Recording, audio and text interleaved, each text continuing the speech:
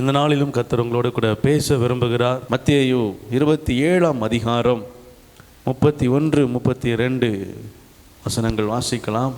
அவரை பரியாசம் பண்ணின பின்பு சீசருக்கு உடுத்தின மேலங்கியை கழற்றி அவருடைய வஸ்திரங்களை அவருக்கு உடுத்தி அவரை சிலுவையில் அறையும்படி கொண்டு போனார்கள். போகையில் சிரேனே ஊரானாகிய சீமோன் என்னப்பட்ட ஒரு மனுஷனை அவர்கள் கண்டு அவருடைய சிலுவையை சுமக்கும்படி, கிறிஸ்துவுடைய சிலுவையை சுமக்கும்படி அவனை பலவந்தம் பண்ணினார்கள். அல்லேலூயா. நாளின் செய்தியின் தலைப்பு சிலுவையினால் சீமோனின் ஆசீர்வாதம் அதிசயம். அல்லேலூயா. கவனிங்களேன், கிறிஸ்து ஒருவரே சுமக்கக்கூடிய சிலுவை. அவருடைய சிலுவையை நம்மால் என்ன செய்ய முடியாது, சுமக்க முடியும். ஏன்னா நம்ம எல்லாருக்காகவும் தான் அவர் சிலுவையை சுமக்கிறார். இங்கே விசித்திரம் அதிசயம் என்னன்னா, அந்த சிலுவையிலே ஒரு பங்கை ஒரு மனிதன் என்ன செஞ்சிருக்கிறார், அங்கே எடுத்திருக்கிறார். அல்லேலூயா.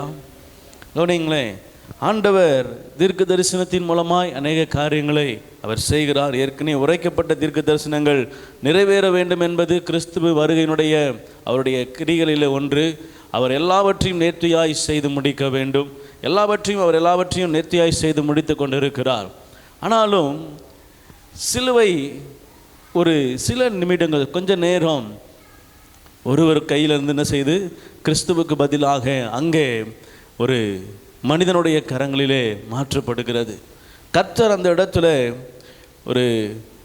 ஒரு மாறுதலை அங்கே பார்க்கிற முடிகிறது. அங்கே தேவனுடைய காரியங்கள் எல்லாம் வித்தியாசப்படுகிறதா இருக்கும். மனுஷனிடத்துல சிலுவை என்ன செய்கிறது, போகிறது. அதுவும் சிரேனே ஊரானாகிய சீமோன்.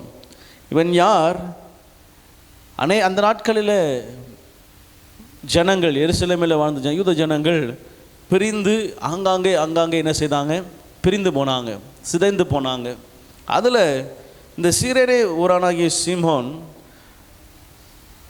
தூர தேசத்தில் போய் வாழ்கிறார். அவருடைய வாழ்க்கை கிடைக்குமோ 700லேயே அவங்க குடும்பம் என்ன செஞ்சிட்டாங்க, வேறு தேசத்துக்கு போயிட்டாங்க. அதாவது வட ஆப்பிரிக்கா பக்கத்துலன்னு சொல்லி வரலாற்றில் சொல்லப்படுது. அங்கேருந்து அவர் வருஷத்துக்கு ஒரு முறை என்ன செய்கிறாரு, அந்த எருசலேம் பண்டிகைக்கு, பஸ்கா பண்டிகைக்கு என்ன செய்வாங்க, வராங்க. இப்படி பஸ்கா பண்டிகைக்கு கூட்டங்கள் வந்து கொண்டு இருக்கும் பொழுது தான் தேவனுடைய சிலுவை மரணங்கள், அந்த சிலுவை நிகழ்ச்சிகள் நடக்கிறது. கவனிங்க, இவர் தெரிந்து கொள்ளப்பட்ட ஒரு நபர். ஆமென். அல்லேலூயா. உங்கள் வம்சத்தில் எத்தனையோ பேர் என்ன செய்கிறாங்க, இருக்கிறாங்க. ஆமென். எங்கள் வம்சத்திலே எங்கள் பாட்டியோடைய தங்கச்சி ஆண்டவர் என்ன செய்யலை, ஏற்றுக்கொள்ளலை. எங்கள் பாட்டி கிறிஸ்துக்குள்ள என்ன செய்கிறாங்க, இருக்கிறாங்க. அல்லேலூயா. என் கண் காண என்னுடைய மூதாதையர்கள் என்ன செய்கிறாங்க, இன்னும் ஆண்டவரை ஏற்றுக்கொண்டாதவங்களும் என்ன செய்கிறாங்க, இருக்கிறாங்க. கவனிங்க, நிறைய மாற்றங்கள். ஒருவேளை நம்ம இப்பொழுதுதான் ஆண்டவர் ரட்சிக்கப்பட்டு என்ன செஞ்சுருப்போம், ஆண்டவருக்குள்ளே வந்திருப்போம். ஆக அநேக மாற்றங்கள் முன்கால்கள் என்ன செய்யலாம், நடந்திருக்கலாம். அதில் நாம் விசேஷமானவர்கள். அல்லேலூயா. ஆமென் சொல்லுங்களேன். அல்லேலூயா. சிலுவையை சுமப்பது பாக்கியம். ஒருவன் என்னை பின்பற்ற விரும்பினால் தன்னைத்தான் வெறுத்து தன் சிலுவையை எடுத்துக்கொண்டு என்னை பின்பற்ற கடவன். எல்லாருக்கும் சிலுவை உண்டு. எல்லாரும் தேவனுடைய பின்பற்றுகிற எல்லா மனிதர்களுக்கும் சிலுவை உண்டு. அந்த சிலுவை லகுவாயும் அதனுடைய நுகம் ரொம்ப லகுவாக இருக்கும்னு ஆண்டவர் சொல்கிறார். நீங்கள் சுமக்கிற சிலுவை அது என்னுடைய சிலுவை போல பாரமாக இருக்காது, அது ரொம்ப லகுவாக இருக்கும். இப்போ கவனிங்க, இந்த சிரேனே ஊராகிய சீமோன் ஒரு விசேஷமான நபர். கர்த்தர் அவனை தெரிந்து கொண்டு இருக்கிறார். வரலாறு படித்தாதான், வரலாற்றில் போய் பார்த்தா தான் ஏன் அவர் அந்த சிலுவையை சுமப்பதற்கு கர்த்தர் என்ன செய்கிறார், இடம் கொடுக்கிறார். கவனிங்க, அதில் அவர் விருப்பப்பட்டு என்ன செய்யலை, சிலுவையை சுமக்கலை. அவர் விருப்பத்தோடு ஏற்றுக்கொண்டு என்ன செய்யலை, சிலுவையை சுமக்கலை. அவரை பலவந்தம் பண்ணினார்கள். வசனம் சொல்லு, பலவந்தம் பண்ணப்படுறார். சிலுவையை சுமப்பதற்கு என்ன செய்யப்படுறாரு, பலவந்தம் பண்ணுறாங்க. நான் சுமக்க மாட்டேங்கிறார். இல்லை, நீ சுமந்து தான் ஆகணும். நீ ஒருத்தர் தான் பார்க்க நல்லா என்ன செய்கிற, ஆட்ட சாட்டமா எவ்வளோ அடித்தாலும் என்ன செய்வேன், தாங்குற மாதிரி இருக்கிற. அதனால தான் உன்னை என்ன செய்கிறேன், சுமக்க சொல்கிறேன். கவனிங்க, நான் ஏன் விசேஷமானவன் சொன்னேன்னா, அவரை கொண்டு தேவனுடைய திட்டம் வித்தியாசமாக இருந்தது.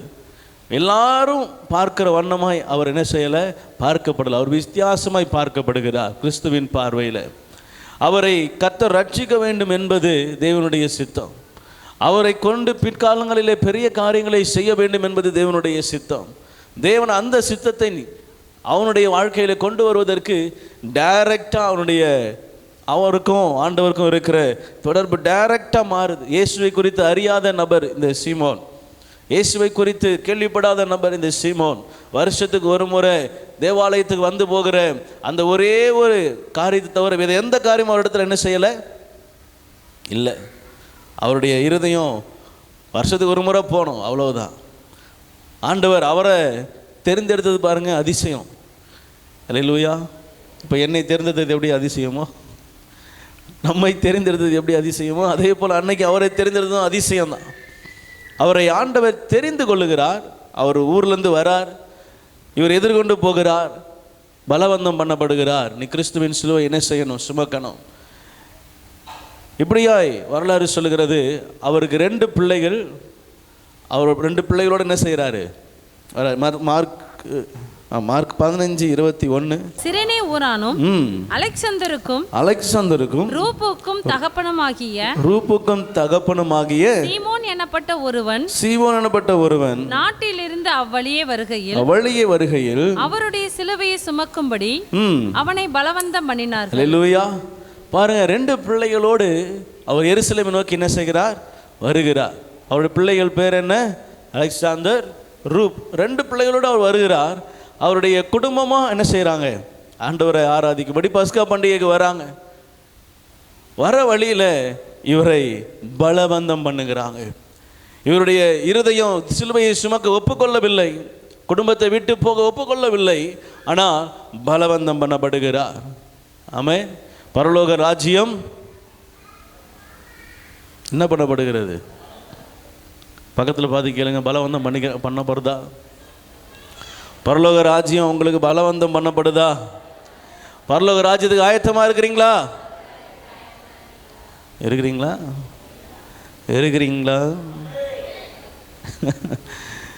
நம்ம பலவந்தம் பண்ணப்படுகிறது இல்லை இந்த நாட்களில்.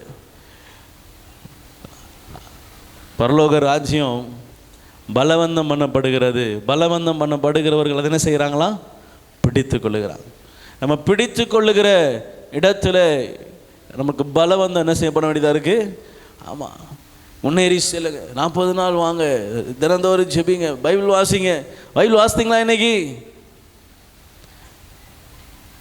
பைபிள் வாசித்தீங்களா இன்னைக்கு? காலையில் நான் பைபிள் வாசித்து ஜெபித்தேன். அல்லேலூயா. ஆமென். என்ன பாஸ்டர், சண்டே போய் வாசித்தீங்களான்னு கேட்குறீங்க? சண்டே யாராவது வாசிப்பாங்களா? காலைல ஏஞ்சுமா கிளம்பணுமா சர்ச்சுக்கு வந்தோமான்றோம், வந்து தான் பாஸ்டர் பைபிள். ஆமென். இல்லை, தினந்தோறும் வாசிக்கணும். ஞாயிற்றுக்கிழமையில் இன்னும் அதிகமாக என்ன செய்யணும், முன்கூட்டியே எழுந்து வாசிக்கணும். ஆமென். வேதத்தை அதிகமாக தியானிக்கணும். ஏன்? பரலோக ராஜ்யம் பலவந்தம் பண்ணப்படுகிறது. அப்படி தான் இருக்கணும். கிறிஸ்துவ வாழ்க்கைனா காலையில் அதிகாலையில் ஆண்டவரை தேடணும், தினமும் ஜெபிக்கணும், வேதம் வாசிக்கணும். பலவந்தம் பண்ணப்படுகிறது. பலவந்தம் பண்ணப்படுகிறவர்கள் அதை என்ன செய்கிறாங்களா, அதை நீங்கள் அதை ஏற்றுக்கொண்டீங்கன்னா அதை பிடித்து கொள்வீங்க. அல்லேலூயா. சில பேர் சொல்லுவாங்க, என் பிள்ளைக்காக கஷ்டப்பட்டு உழைக்கிறேன் மாஸ்டர், நைட்டு பகலாக வேர்வை சிந்தி உழைக்கிறேன், கஷ்டப்பட்டு என் பிள்ளைய. கரெக்டு தான், நான் தப்பே சொல்ல மாட்டேன். நீங்கள் உழைக்கிறது சரிதான், கஷ்டப்பட்டு தான் உழைக்கிறீங்க. ஏன் கஷ்டப்பட்டு உழைக்கிறீங்க? ஏன் கஷ்டப்பட்டு உழைக்கிறீங்க? வேறு மாதிரி போயிட்டுருக்குன்றீங்களா? கஷ்டப்படாமல் உழைக்க முடியாது பாஸ்டர்னு சொல்கிறீங்களா? உங்கள் மைண்ட் வாய்ஸ் கேட்குது.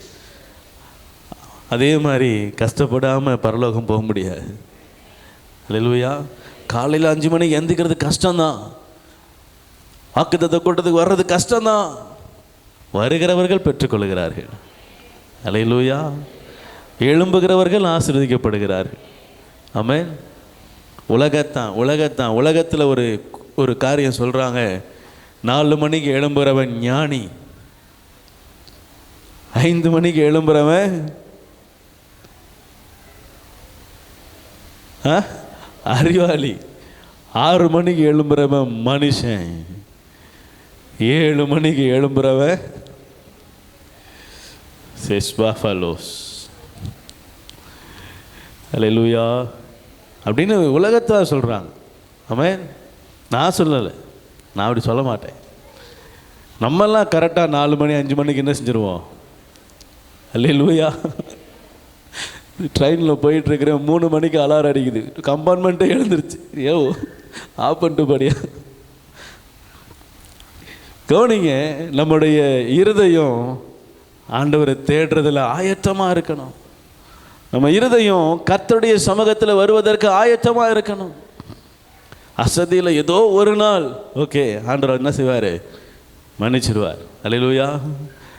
ஆனால் ஒரு நாள் தான் எந்திக்கிறோம் அப்படின்னா அது ரொம்ப கஷ்டம். என்றைக்கோ ஒரு நாள் விடுபடுதுன்னா ஓகே, என்றைக்கோ ஒரு நாள் தான் அது நடக்குதுன்னா நம்ம இன்னும் கர்த்தருடைய அந்த இருதயத்துக்குள்ளே ஆண்டவர் நம்ம எதற்காக அழைத்தாரோ அந்த காரியத்தை நிறைவேற்றுவதற்கு இன்னும் நம்ம தகுதியாக இல்லை, ஆயத்தமாக இல்லை. ஆண்டவர் நம்ம இருதயத்தை மாற்ற விரும்புகிறார். இங்கே சிரேனே ஊரானாகிய சீமோன், கவனிங்க, இது எனக்கு மிகவும் கற்பனை கேட்டாத அதிசயமாக இருக்குது. வாய்ப்பே இல்லை ஆண்டவருடைய சிலுவையில் ஒரு மனிதன் பங்கெடுப்பது. ஆனால் இங்கே ஒரு மனிதனை அங்கே சிலுவையை சுமக்கும்படி பலவந்தம் பண்ணுறாங்க. கிறிஸ்துவின் சிலுவையை சீமோன் என்ன செய்கிறாரு? சுமக்கிறார். கொஞ்சம் தூரம் சுமந்து வருகிறார். 2 பிரகாரமாய் அவர் பலவீனப்படுகிறார். ஒன்று, முந்தின நாள் நைட்டில் இருந்து அவர் ஒன்றும் சாப்பிடலை. தேவன் இந்த உலகத்திலே பூமியில் வாழும் பொழுது 100க்கு 100 மனிதனாய் வாழ்ந்தார். அவர் சிலுவை சுமக்கும் போது அவருக்கு எத்தனையோ டிகிரி காய்ச்சல் இருந்ததுன்னு சொல்கிறாங்க. கிட்டத்தட்ட 80 கிலோக்கு மேலே இருக்கிற சிலுவையை அவர் சுமந்து கொண்டு அவ்வளோ தூரம் சென்றதே பெரிய விஷயம். ஒரு மனுஷ உடம்புல அவ்வளோ தூரம் செல்ல வாய்ப்பே இல்லை, அது முடியவே முடியாது என்று அறிவியல் கூற்றுகள் சொல்கிறது. அதில் ஒரு காரியம் அவருடைய பலவீனம். 2வது, மனதளவிலும் அவர் பலவீனத்தோடு என்ன செய்கிறார்? காணப்படுகிறார். சொந்த சீஷன் காட்டி கொடுக்கிறார், சொந்த மக்கள் கூட இல்லை. உம்மோடு மரணம் வேண்டுமானாலும் உம்முடைய சமூகத்தோடு உம்மோடு கூட வருவேன் அப்படின்னு சொல்லி சத்தியம் பண்ணவேன். அவளெல்லாம் எவனும் என்ன செய்யலை, பக்கத்தில் வரல. மனதளவில் அவருடைய இருதயத்தில் வியாகுலத்தோடு காணப்படுகிறார். இதெல்லாம் அறிவியல் பூர்வமாக அவருடைய சிலுவை மரணத்தில் இதெல்லாம் இருந்ததுனால இப்படிப்பட்ட காரியங்கள் இருந்திருக்கலாம் அப்படின்னு சொல்கிறாங்க. நான் விசுவாசிக்கிறேன், கர்த்தர் சீமோனை தொடுவதற்காக, அவனை ரட்சிப்பதற்காக, அவன் மீது தன்னுடைய தரிசனத்தை வைப்பதற்காக, அவனை கொண்டு அநேக காரியங்கள் செய்வதற்காக கர்த்தர் அவனை தெரிந்து கொண்டிருக்கிறார். அல்லேலூயா. உங்களை என்னையும் தன்னைத்தான் வெறுத்து தன் சிலுவை எடுத்துக்கொண்டு நடக்கிறவன் எனக்கு பாத்திரவானா இருக்கிறான் ஆண்டவர் ஏன் சொல்கிறாருன்னா, நீங்களும் நானும் அவருடைய பார்வையில் விசேஷமானவங்க. நீங்களும் நானும் கர்த்தரால் பயன்படுத்தப்பட கர்த்தர் விரும்புகிறார். நம்மை ஆண்டவர் பயன்படுத்த விரும்புகிறார். ஏதோ ஒரு நோக்கத்திற்காக உங்களையும் என்னையும் அவர் சிலுவையின் நிழலுக்குள்ளே கொண்டு வந்திருக்கிறார். அல்லேலூயா. உங்களை ஆசீர்வதிப்பதற்காக தான் சிலுவை. ஆமென் சொல்லுங்களேன். உங்களை ஆசீர்வதிப்பதற்காக தான் சிலுவை. பின் நாட்களிலே சீமோனுடைய அந்த காரியங்கள் எப்படின்னா, கிறிஸ்துவுக்காக அவருடைய ஊருக்கு போகிறார். அவருடைய ஊருக்கு போய் அவர் சுவிசேஷம் சொல்கிறார். இயேசுவை அறிந்து கொள்கிறார். இயேசுவை இந்த சிலுவை சுமக்கிறார்ல, யாருக்காக சிலுவை சுமந்தோன்றது அவருக்கு ஒரு கியூரியாசிட்டி. எப்படியாவது யாருக்கு சிலுவை சுமந்தோம்? இவர் கள்ளன், ஒரு திருடன், ஒரு கொலையாளிக்கான சிலுவையை சுமந்தேன் அப்படின்னு அவருக்கு ஒரு கியூரியாசிட்டி. யார் அவர் அப்படின்னு அவர் தெரிந்து கொள்ள ஒரு ஆசை. உடனே அக்கம் பக்கத்தில் விசாரிக்கிறார். அவர் யார் என்று கேள்விப்படுகிறார். அவரை குறித்து அவர் கேள்விப்பட்டது நிமித்தம் மிகவும் சந்தோஷப்படுறார். ஒரு நல்ல மனுஷனுக்காக தான் என்ன செய்திருக்கிறேன்? சிலுவையை சுமந்து கொள்கிறார். அங்கே இருக்கிற நாட்களிலே கிறிஸ்துவை குறித்து இன்னும் அதிகமாய் அறிந்து ரட்சிக்கப்பட்டு தன்னுடைய ஊருக்கு கடந்து செல்கிறார். அல்லேலூயா. ஊருக்கு போய் பிரசங்கம் பண்ணுறார், சுவிசேஷம் சொல்கிறார். அங்கே இருக்கிற ஜனங்கள்லாம் சேர்ந்து அவரை கொன்று விட்டார். அல்லேலூயா. அவர் பிள்ளைகள், மனைவி, அவங்க உயிருக்கு பயந்து என்ன செய்கிறாங்க? ஓடி ரோமாபுரின்னு நினைக்கிறேன், ஏதோ ஒரு அடுத்த ஒரு தேசத்துக்கு போய் அவங்க தஞ்சம் புகுறாங்க. அங்கே அவருடைய பிள்ளைகள் ஊழியம் செய்கிறாங்க. அப்போஸ்தலர் நடவடிக்கைகள் எழுதப்படுங்க. அவங்க பிள்ளைகள் என்ன செய்கிறாங்களாம்? ஊழியம் செய்கிறாங்க. அவர்களை கொண்டு அநேக சாதிகளை, அநேக ஜனங்களை அந்த நாட்களிலே கர்த்தர் கிறிஸ்துவுக்குள்ளாக கொண்டு வந்தார். அல்லேலூயா. கிறிஸ்துவுக்காக மரித்தார். அவருடைய பிள்ளைகள், அவருடைய விதைகள் மீண்டுமாய் எழும்பி கர்த்தர் அவளை தெரிந்து கொண்டதின் காரியங்கள் எல்லாம் நிறைவேறுவதை நாம் அங்கே பார்க்கிறோம். அப்போஸ்தலர் 19:32 கூட்டத்தில் அமளி உண்டாகி சிலர் இப்படியும் சிலர் அப்படியுமாக பேசினார்கள். தாங்கள் கூடி வந்த காரணம் இன்னதென்று அநேகருக்கு தெரியாதிருந்தது. அப்பொழுது யூதர்கள் அலெக்சந்தர் என்பவனை முன்னிற்க தள்ளுகையில் கூட்டத்திலே சிலர் அவனை முன்னே இழுத்து விட்டார்கள். அலெக்சந்தர் கையமர்த்தி ஜனங்களுக்கு உத்தரவு சொல்ல மனதாய் இருந்தான். அல்லேலூயா. கவனிங்க, இங்கே அந்த அலெக்சாந்தர் யாருன்னா, இவன் தான் இந்த சிரேனே ஊரனாகிய சீமோனுடைய பிள்ளை. அல்லேலூயா. இந்த பகுதியை முழுதும் வாசித்தீங்க அப்படின்னா அவனுடைய ஊழியத்திலே அவனுடைய காரியங்களை குறித்து நம்ம வாசிக்க முடியும். இங்கே அப்போஸ்தலரில் அவர்களை குறித்து என்ன செய்யப்பட்டிருக்கு?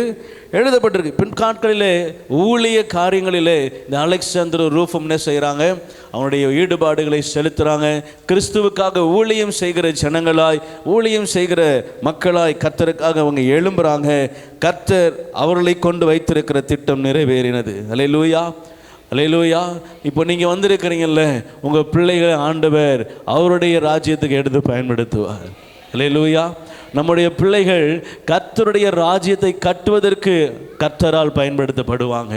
நம்ம நாட்களில் நடந்ததை காட்டிலும் பிள்ளைகளுடைய நாட்களில் இன்னும் அதிகமாக என்ன செய்யும்? காரியங்கள் வேற மாதிரி இருக்கும், ஜெயம் வேற மாதிரி இருக்கும், ஆசீர்வாதம் வேற மாதிரி இருக்கும், உயர்வு வேற மாதிரி இருக்கும். ஏன்னா அவர்கள் கர்த்தருடைய சமூகத்தில் உங்களை கொண்டு, நம்மை கொண்டு அவருடைய பிரசனத்தில் என்ன செய்கிறாங்க? வளர்க்கப்படுகிறாங்க. நம்முடைய சூழ்நிலைகளை பார்க்குறாங்க. அல்லேலூயா. முற்காலில் முன்னாடி இந்த ஜென்ரேஷனில், இந்த 90s தான் ஊழியக்கார பிள்ளைங்க ஊழியத்துக்கு என்ன செய்ய மாட்டாங்க? வர மாட்டாங்க. ஊழியக்கார பிள்ளைங்க ஊழியத்துக்கு வரணும் அப்படின்னாலே, ஐயோ நான் அப்படிப்பட்ட கஷ்டத்துக்குள்ளே போக விரும்பலை. இன்னும் அநேக ஊழியர்களை குறித்து கேள்விப்படும் பொழுது, அவருடைய ஆரம்ப கால ஊழியத்தை எண்ணி பார்க்கும் பொழுது, ஊழியத்துக்குள்ளே வருவதற்கு எந்த பிள்ளைக்கும் என்ன செய்யாது? மனசே இருக்காது. ஏன் அப்படின்னா அவ்வளவு நெருக்கத்துக்குள்ளே, அவ்வளவு கஷ்டத்துக்குள்ளே, அவ்வளவு இடுக்கத்துக்குள்ளே என்ன செய்வாங்க?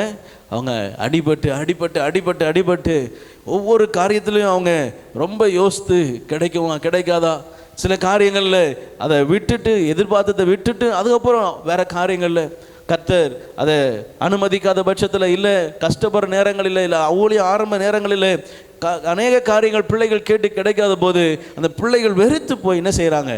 ஊழியத்தை வேண்டாம், ஊழியமே செய்யக்கூடாது, ஊழியத்துக்கே வரக்கூடாது. இப்படிப்பட்ட இருதயங்கள் இந்த நாட்களில் பிள்ளைகளுடைய இருதயங்களில் விதைக்கப்பட்டது. ஆனாலும் கிறிஸ்துவை அவர்கள் அறிந்தபடினாலே அவள் இருதயத்தை கர்த்தர் அவர் பக்கமாய் திருப்புகிறவராக இருக்கிறார். அல்லேலூயா. சில பேர் அந்த காரியங்களிலிருந்து விடுபட்டுறாங்க. நான் வரவே மாட்டேன்னு உறுதியாக, தனக்குள்ள உறுதியாக இருக்கிறவங்கள ஒன்றுமே பண்ண முடியல. சில நேரங்களில் கர்த்தர் அவர்களையும் சில காலங்கள் கழித்து மீண்டும் என்ன செய்கிறார்? கொண்டு வருகிறார். கவனிங்க, ஏன் சொல்ல வரேன்? நம்முடைய ஜெபம், நம்ம ஆண்டவருக்குள்ள பிள்ளைகளை வளர்க்கிற விதம், பிள்ளைகளை பின் நாட்களிலே அவர்களை கர்த்தருக்கென்று எழும்ப செய்கிறதா இருக்கிறது. அல்லேலூயா. உங்கள் இருதயத்தில் உங்கள் பிள்ளைகளை குறித்து நீங்கள் எப்படி வேணாலும் என்ன செய்யுங்க? திட்டம் வைங்க, எப்படி வேணாலும் தீர்மானம் வைங்க. அவங்க எப்படி வேணாலும் வளரட்டும், எந்த அதிகாரத்துக்கு வேணால் போகட்டும். ஆனால் அவர்கள் கர்த்தருடைய பிள்ளைகளாக இருக்கணும், கர்த்தருக்கு ஊழியம் செய்கிறவர்களாக இருக்கணும், தேவனுக்கு பயந்து நடக்கிறவர்களாக இருக்கணும், தேவ ராஜ்யத்தை கட்டுகிறதுக்கு அவர்கள் பயனுள்ளவர்களாக இருக்கணும், கர்த்தருடைய கரத்தில் கிரியை செய்கிற பயன்படுகிற தேவன் பயன்படுத்துகிற பாத்திரங்களாக இருக்கணும். அல்லேலூயா. உயர்வு பதவி எதுவாக இருக்கலாம், ஆனால் அவன் கிறிஸ்துவை உடையவனாக இருக்கணும். அல்லேலூயா. அல்லேலூயா. இந்த சீமோன் கர்த்தருடைய சிலுவையை சுமந்தார். கர்த்தருக்காக சுவிசேஷ பாரத்தோடு கூட சுவிசேஷம் சொன்னார். அவர் பிள்ளைகள் ஊழியத்தில் கர்த்தருக்கு பயன்படுகிற பாத்திரங்களாக எழுமினது. கவனிங்க, சிலுவையோடு உங்களுக்கு அனுபவம் இருக்குமானா உங்கள் சந்ததியோடு கிறிஸ்துவோடைய பிரசன்னம் இருக்கும். உங்கள் சந்ததியோடு கிறிஸ்துவோடைய அவர் வைத்திருக்கிற திட்டங்கள் நிறைவேறும், தேவன் வைத்திருக்கிற சித்தம் நிறைவேறும். சிலுவையோடு நமக்கு ஐக்கியம் இருக்க வேண்டும். அல்லேலூயா. சிலுவையின் ஐஸ்வர்யம், சிலுவையின் ஆசீர்வாதம் நம் சந்ததிகளுக்கு மிகவும் அவசியம். நம்ம எதை வைக்கிறோமோ இல்லையோ, பிள்ளைகளுக்கு கர்த்தருடைய சமூகத்தில் வளருகிற, கர்த்தருடைய பிரசன்னத்தில் ஆசீர்வாதத்தை பெற்றுக்கொள்கிற அனுபவங்களை என்ன செய்யணும்? பிள்ளைகளுக்கு நம்ம வைக்கணும். அல்லேலூயா, அல்லேலூயா. அப்படிப்பட்ட அனுபவங்கள் தான் பிள்ளைகளுடைய மிகப்பெரிய சொத்து. நீங்கள் எவ்வளவு பெரிய சொத்து வைத்தாலும் கர்த்தரை தேடுகிற, கர்த்தருக்குள்ளே இருக்கிற, கர்த்தரை சார்ந்து கொள்ளுகிற அந்த அனுபவத்துக்குள்ள பிள்ளைகளை கொண்டு வரலைன்னா, நம்முடைய என்ன காரியங்கள் அவர்களுக்கு கொடுத்தாலும், இந்த உலகப்பூர்வமாக என்ன கொடுத்தாலும் அது வாழ்க்கையில் ஆசீர்வாதமாக நிலைப்பதில்லை. கர்த்தரை கொடுப்போம் போது மட்டும்தான் அந்த பிள்ளைகள் ஆசீர்வாதமாக என்ன செய்வாங்க? வளருவாங்க. அல்லேலூயா. பூமிக்குரிய ஆசீர்வாதம் வேணுமா? வேணும். அதை விட அதிகமாக பரலோகத்துக்குரிய ஆசீர்வாதம் வேணும். இந்த பூமி அழிந்து போகும், அது அழியாது. ஆமே. ஒரு தகப்பன் தன் பிள்ளைக்கு அவன் வெளிநாடு போகும்போது பைபிளை கொடுத்தாராம். உனக்கு எந்த சூழ்நிலையாக இருந்தாலும் இந்த வேதத்தை விட்டும் விட்டுறாத, பிடிச்சிக்கோ. நீ இந்த வேதத்தை ஒவ்வொரு நாளும் வாசிக்கும் பொழுது நாள் நீ போஷிக்கப்படுவாய் அப்படின்னாராம். அந்த பையன் கொண்டு போய் பைபிளை ஜிப்பை போட்டின மாதிரி என்ன செஞ்சிட்டான்? பெட்டியில் வச்ச மாதிரி இருக்குது. பைபிள் வாசிக்கலை, ஆண்டவரை தேடலை, கர்த்தருடைய வார்த்தைக்கு அவனுடைய இருதயத்தை திருப்பலை, விட்டுட்டான். கொஞ்ச நாள் கழித்து நஷ்டமாகி கஷ்டத்தோடு ஒரு இடத்துல உட்காந்து யோசிக்கிறான், என்ன பண்ணலாம். இதுக்கப்புறம் செய்வதற்கு எந்த வழியும் இல்லை, எங்கே போகிறதுன்னு தெரியல. ரொம்ப குழப்பத்தோடு உட்காந்துருக்கிறான். திடீர்னு அவனுடைய பேக் எடுத்து எதையோ தேடும் பொழுது இந்த வேதம் அவன் கையில் கைப்பட்டதான். உடனே அந்த வேதத்தை அவன் பார்த்த உடனே அவங்க அப்பா சொன்னது ஞாபகம் வந்தது. எந்த சூழ்நிலையிலும் இந்த வேதத்தை நீ வாசிப்பாயானால் இந்த வேதம் உனக்கு கை கொடுக்கும், உன்னை தூக்கி எடுக்கும், உன்னை ஜெயிக்க வைக்கும். உடனே அந்த வார்த்தையை அவன் இருதயத்தில் கேட்ட பொழுது அவன் வேதத்தை எடுத்து ஜிப்பை திறந்தானா, ஒரு பக்கத்துக்கும் 1000 ரூபா நோட்டு இருந்துச்சு. அல்லேலூயா. அவங்க அப்பா அவங்ககிட்ட கொடுக்கும்போதே ஒவ்வொரு பேப்பருக்கு நடுவுலையும் ஒரு 1000 ரூபா நோட்டு வச்சு என்ன செஞ்சுருக்கிறார்? அவனுக்கு கிஃப்ட் பண்ணியிருக்கிறார். அவனுடைய வாழ்க்கையில் நீ என்ன செய்யணும்? மேலே வரணும்னு சொல்லி அந்த வேதத்தை அவனுக்கு கொடுத்துருக்கிறார். அவன் அதை அறியலை. உலகபூர்வமான ஆசீர்வாதத்தையும் உள்ள வச்சிருக்கிறார். அதில் ஒவ்வொரு பக்கத்துலேயும் ஒவ்வொரு வசனத்தை அடிக்கோடிட்டு இந்த வசனத்தை வாசின்னு சொல்லி அந்த ரூபா நோட்டை என்ன செஞ்சுருப்பாரான்? எழுதியிருப்பாரான். அந்த வசனத்தை அந்த நோட்டை பார்த்த உடனே நம்மால் முதல் நோட்டு தான் எடுப்பான். அல்லேலூயா. நீங்களும் நானுமே நோட்டு தான் எடுப்போம். இந்த நோட்டு 2வது தான், அந்த நோட்டு முதல்ல. அவருக்கு தெரியுது பாருங்க. அந்த நோட்டை எடுத்த உடனே நோட்டில் எழுதியிருக்கிறார், இந்த வசனத்தை வாசி. ஒவ்வொரு நாளும் ஒரு வசனத்தை வாசிக்கிறான். ஒவ்வொரு நாளும் ஒவ்வொரு நோட்டில் அவன் எடுக்கிறான். அவனுடைய வாழ்க்கை மாறினது. அவன் கொஞ்சம் ஒரு பாதி பைபிள் வர்றதுக்குள்ளே அவன் இருக்கிற இழந்த எல்லாவற்றையும் மீண்டும் பெற்றுக்கொண்டு அவனுடைய பழைய நிலைமைக்கு திரும்பினான். அல்லேலூயா, அல்லேலூயா. ரூபா நோட்டுனால அல்ல, அந்த ரூபா நோட்டில் இந்த வசனத்தை படின்னு எழுதியிருந்த வசனத்தினால. அல்லேலூயா, அல்லேலூயா. முக்கியமாக ரூபா நோட்டு முக்கியம்தான். ஆனால் அதை விட வார்த்தை முக்கியம், அதை விட தேவனுடைய சமூகம் முக்கியம், அதை விட தேவனுடைய கரம் நம்மை ஆசீர்வதிப்பது ரொம்ப முக்கியம். நம்முடைய பிள்ளைகளுக்கு நம்ம ஆசீர்வாதத்தை சேர்த்து வைக்கணும். ஆமென். இந்த உலகத்தில் எல்லா ஆசீர்வாதம் இருந்தாலும் ஒரு நாள் அழிஞ்சிடும். தேவன் கொடுக்கிற ஆசீர்வாதம் ஒரு நாளும் அழியாது. தேவனை சார்ந்து இருக்கிற பொழுது ஒரு நாளும் அந்த காரியம் மாறாது. அல்லேலூயா. சிலுவையினால் சீமோனின் ஆசீர்வாதம் அதிசயம். சிலுவையினால் இப்பொழுது நீங்களும் நானும் இங்கே இருப்பது அதிசயம். ஆமென். சிலுவையினால தான் இங்கே நீங்கள் நான் என்ன செய்கிறோம்? இருக்கிறோம். சிலுவை மரணம், கர்த்தருடைய சிலுவை அந்த நாட்களிலே எனக்காக சுமந்ததினாலே, அவர் என்னை நேசித்ததினாலே எனக்காக எல்லாவற்றையும் ஏற்றுக்கொண்டு இன்று அவருடைய லகுவான சிலுவையை தினந்தோறும் நான் சுமக்கிற ஒரு பாக்கியத்தை கர்த்தர் எனக்கு கொடுத்திருக்கிறார். மீண்டுமாய் வாசிக்கலாம். மத்தேயு 27ஆம் அதிகாரம் 32ஆம் வசனம் வாசித்து முடிப்போம். போகையில் சிரேனே ஊரானாகிய சீமோன் என்னப்பட்ட ஒரு மனுஷனை அவர்கள் கண்டு அவருடைய சிலுவையை சுமக்கும்படி அவனை பலவந்தம் பண்ணினார்கள். அல்லேலூயா. சிலுவையை சுமக்கும்படி அவனுக்கு பலவந்தம் பண்ணப்பட்டாலும் அவனுடைய ஆசீர்வாதங்கள், அவனுடைய காரியங்கள் அது அவனை தேடி வருகிறதா இருந்தது. பலவந்தம் உங்களை அழிப்பதற்காக, பலவந்தம் உங்களை காயப்படுத்துவதற்காக, பலவந்தம் கஷ்டப்படுத்துவதற்காக அல்ல. பரலோக ராஜ்யம் பலவந்தம் பண்ணப்படுகிறதுனா இடுக்கமான வாசல் வழியை பிரவேசிப்பது கடினம். ஆகவே அறிவுறுத்தல் கொஞ்சம் அதிகமாக இருக்கும். அல்லேலூயா. ஆமாம், கொஞ்சம் ரூல்ஸ் அதிகமாக இருக்கும். இப்போ நம்ம சிவகாசிக்கு பைபாஸ்லேருந்து ஒரு சர்வீஸ் ரோடு திரும்புகிறோம். எத்தனை பேர் இந்த பக்கம் போயிருக்கிறீங்க? நந்தா ஹோட்டல் பக்கம்.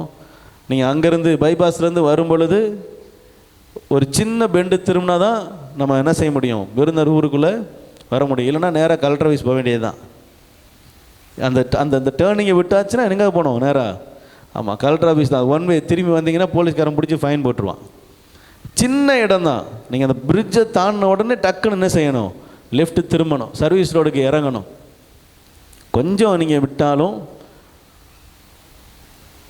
அது மொத்த ரூட்டை என்ன செஞ்சிடும், மாற்றிடும். கவனிங்க, சின்ன ஒரு டேர்னிங். அப்போது எங்கேருந்து அதுக்கு அனௌன்ஸ்மெண்ட் வைக்கிறாங்க? பிரிட்ஜுக்கு முன்னாடி இருந்தே என்ன செய்யுது, நமக்கு ஒரு போர்டு வச்சுருப்பான். அங்கேருந்து பார்த்தாலே தெரிகிற மாதிரி சிவகாசினா லெஃப்ட் என்ன செய், திரும்பு, விருந்தர்னா லெஃப்ட்டு திரும்பு. இப்போ இந்த போர்டை பார்க்கலை அப்படின்னா நம்ம என்ன செய்ய மாட்டோம், திரும்ப மாட்டோம். ஆனால் இன்ஸ்ட்ரக்ஷன் கொடுத்துட்டாங்க. அறிவிப்பலகை வச்சாச்சு. அது இன்சிடெண்ட்டாக திரும்புது. நீ உடனே என்ன செய்யணும், உன்னுடைய கவனம் எல்லாம் அந்த போர்டு எங்கே எது திரும்புது, எங்கே என்ன அறிவிப்பலகை, இதை தான் கவனிக்கணும். ரோட்டில் பறக்க பார்த்துட்டே போனோம்னா, இல்லையா என்ன எக்ஸாம்பிள் சொன்னாலும் வர மாட்டீங்களே. நம்ம மாட்டுக்கு பறக்க பார்த்துட்டு போனோம்னா என்ன செய்ய வேண்டியதுதான், நேராக போய்கிட்டே இருக்க வேண்டியதுதான். டெஸ்டினேஷனே கிடையாது. டெட் எண்ட் வரைக்கும் போக வேண்டியதான். கன்னியாகுமரி வரைக்கும் போய் கடலை பார்த்துட்டு திரும்பி வர வேண்டியதுதான். எதுக்கு வந்தீங்க தெரிலங்க, அப்படியே வந்தேன் கன்னியாகுமரிக்கு. பெட்ரோல் நிறைய இருக்குது போல. பெட்ரோல் நிறைய இருக்கிறதுனால இல்லை, உங்களுக்கு டெஸ்டினேஷனே இல்லாததுனால. நமக்கு எது முடிவு, நம்ம எங்கே போகணும். அல்லேலூயா. வீட்டிலேருந்து கிளம்புனா சர்ச்சுக்கு என்ன செய்யணும், வரணும். கிளம்புனே எங்கேயோ போயிட்டுருக்கிறேன் அப்படி யாராவது சொல்லுவோமா? பஸ்ஸில் ஏறி உட்காந்து எங்கேயாவது போங்க அப்படி யாராவது சொல்லுவீங்களா? எந்த ஊருக்கு போகணுமோ அந்த ஊருக்கு தான் பஸ் ஏறணும். எல்லா ஊருக்கும் போகிற மாதிரி சும்மா நானும் போகிறேன் அப்படின்னு என்ன செய்ய முடியாது, பஸ் ஏறி உட்கார முடியாது. ஒரு ஒரு ஒரு சென்று அடையத்தக்கதான ஒரு இடம் என்ன செய்யணும், வேணும். ஏதோ தானோன்னு என்ன செய்ய முடியாது, போக முடியாது. ஒரு சின்ன திருப்பு முனை வருதுன்னா அதுக்கு முன்னாடி இருந்தே என்ன செய்வாங்க, இங்கே திரும்ப வேண்டிய இடம் இருக்குது, பார்த்து போகணும். இங்கே திரும்ப வேண்டிய இடம் இருக்குது, ஸ்லோவாக போகணும். இங்கே திரும்ப வேண்டிய இடம் இருக்குது, நம்ம கவனித்து போகணும். அநேக காரியங்கள் என்ன செய்கிறாங்க சொல்லினாலும் திரும்ப வேண்டியது, கவனிக்க வேண்டியது நம்ம தான். அவங்க சொல்ல தான் செய்வாங்க. ஆண்டவர் சொல்கிறாரு, நான் உன்னை பலவந்தம் படுத்துறேன் அப்படின்னா, உன்னை அந்த இடுக்கமான வாசல் இருக்குது, நீ சீக்கிரம் என்ன செய்யணும், அதில் பிரவேசிக்கணும். விசாலமான வாசலுக்கு நேராக போயிடக்கூடாது. இடுக்கமான வாசல் அது. தேவனுக்கு ஆண்டவர் சொல்கிறாரு, உங்கள் பரலோகம் போகிறது. முந்தின வசனம் வாசித்தீங்கன்னா, நீதிமானும் சன்மார்க்கனுமே ரட்சிக்கப்படுவது அரிதானா, பாவியும் துரோகி எங்கே நிற்பான். அல்லேலூயா. நீதிமானும் சன்மார்க்கனும் ரட்சிக்கப்படுவதே அரிது. அப்போது நம்ம வாழ்க்கையில் நம்ம தினந்தோறும் பரிசுத்தமாக வாழ்ந்துடுறோமா அப்படின்னா என்ன செய்ய முடியாது. எல்லாரும் ஆமேன் நான் பரிசுத்தமாக வாழ்கிறேன், இல்லை சில நேரங்களில் ஏதோ ஒரு விஷயத்தில் தவறுறோம், பொய் சொல்கிறோம், இல்லை ஏதோ ஒரு காரியத்தில் மாறி பேசுகிறோம், இல்லை ஏதோ ஒரு காரியங்களை சொல்ல வேண்டியதாக இருக்குது, ஏதோ ஒரு காரியம் இருக்குது. நம்ம தினந்தோறும் பரிசுத்தமாக வாழ்கிறோமா? இல்லை, ஏதோ ஒரு சின்ன தவறு என்ன செய்கிறோம். ஆனால் அந்த தவறில் இருந்து, அந்த காரியத்தில் இருந்து நான் தினந்தோறும் என்ன செய்யணும், என்னை சுத்திகரித்து கொண்டு மறுதளிக்கிற காரியங்களிலிருந்து நான் வெளியே வந்து ஆண்டவருக்கு பிரியமாக வாழணும். ஏன்னா இடுக்கமான வாசல், அதில் நான் பிரவேசிக்கணும். விசாலமான வாசல் போகிறதுக்கு நீங்கள் எதுவும் செய்ய வேண்டியதில்லை, ஒரு சும்மா இருந்தால் போதும், அதுவே கூட்டு போய் என்ன செஞ்சிடும். ஆமாம், நீங்கள் லிஃப்ட்டில் ஏறின மாதிரி அது வாட்டுக்கு போயிடலாம். ஆனால் இடுக்கமான வாசல் ஸ்டெப்ஸ் கண்டுபிடிச்சி அதில் போகிறவர்கள் சிலர் தான். அதனால தான் ஆண்டவர் பலவந்தம் என்றார். தம்பி, தங்கச்சி, அண்ணே, அக்கா, என்ன செய்யாதீங்க, பாவத்துக்கு நேராக போயிடாதீங்க. ஆண்டவருடைய சிலுவையை எடுத்துக்கோங்க. உங்களுக்கு என்ன வச்சிருக்கிற சிலுவையை எடுத்துக்கோங்க. சிலுவையை எடுத்தால் தான் அந்த இடுக்கமான வாசலுக்குள்ளே போக முடியும். அல்லேலூயா, அல்லேலூயா. சிரேனேயூரானாகிய சீமோன் கர்த்தருடைய சிலுவையினால் அவன் சந்ததிக்கு ஆசீர்வாதத்தை சம்பாதித்தார். கர்த்தர் அவனை நினைவு கூர்ந்தார், அவனை தெரிந்தெடுத்திருந்தார். இந்த நாளிலும் கர்த்தருடைய ஆசீர்வாதம் நமக்குள்ளே இருக்கிறது.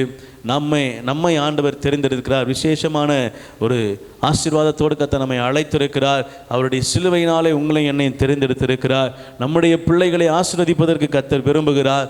நாம் அந்த இடுக்கமான வாசலுக்குள்ளே பிரவேசிப்பதற்கு நம் சிலுவை எடுத்துக்கொண்டு கர்த்தரை பின்தொடர வேண்டும். அவருடைய குமாரர்கள் பின்பதாக கர்த்தருக்கு பயன்படுகிற பாத்திரமாக இருந்தாங்க. காரணம், அவனுடைய தாய் தகப்பனார் கர்த்தருக்கு உண்மையாய் கர்த்தரை சார்ந்து கொண்டு ஆண்டவரை அறியாதவங்க, ஆனால் எப்பொழுது சிலுவை அவர் மீது பட்டதோ அன்றிலிருந்து அவர் கிறிஸ்துவை ஏற்றுக்கொண்டு கிறிஸ்துவையுடையவராய் கிறிஸ்துவுக்கு சாட்சியாய் இந்த உலகத்தில் ஜீவித்து கர்த்தருடைய பிரசன்னத்தில் கர்த்தருடைய சமூகத்தில் பிள்ளைகளை வளர்த்து பிள்ளைகளையும் கர்த்தருடைய ஊழியத்தில் கொண்டு வந்து நிறுத்துவதற்கு அவருடைய விசுவாசமும் அவருடைய இருதயம் ஆண்டவரோடு கூட ஒருமனப்பட்டு இருந்தபடினாலே அவர் வாழ்க்கையில் அவர் பல காரியங்களை ஆசீர்வாதங்களை பெற்றுக்கொண்டதை போல நாமும் நம்முடைய வாழ்க்கையில் ஆசீர்வாதங்களை பெற்றுக்கொள்ள சீமோனுக்கு அந்த சிலுவையின் நிமித்தமாய் வந்த ஆசீர்வாதத்தை போல இந்த நாட்களில் இந்த சிலுவை தியானத்தை தியானிக்கிற உங்களுக்கும் எனக்கும் அந்த சிலுவையினாலே ஆசீர்வாதம் மிக அதிகமாய் கொடுக்க கர்த்தர் விரும்புகிறார்.